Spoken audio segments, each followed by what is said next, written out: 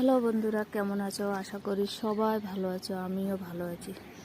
অনেক দিন ধরে মনে হচ্ছিল বিরিয়ানি খাবো। হঠাৎ করে বিরিয়ানি নিয়ে আসলো। বিরিয়ানি খেতে কাক না ভালো লাগে বলো? সবাইকে ভালো লাগে।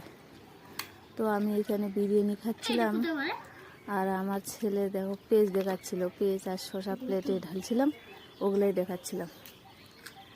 দেখাচ্ছিল। দেখো এই যে বিরিয়ানি খাচ্ছি। বিরিয়ানি খেতে তো সবাই ভালোবাসে, কেন ভালোবাসে বলো? তাই হঠাৎ করে মন খেতে চাইলো, ওই জন্য বাড়িতে বিরিয়ানি নিয়ে আসলো। চলো বিরিয়ানিটা খেয়ে নেই।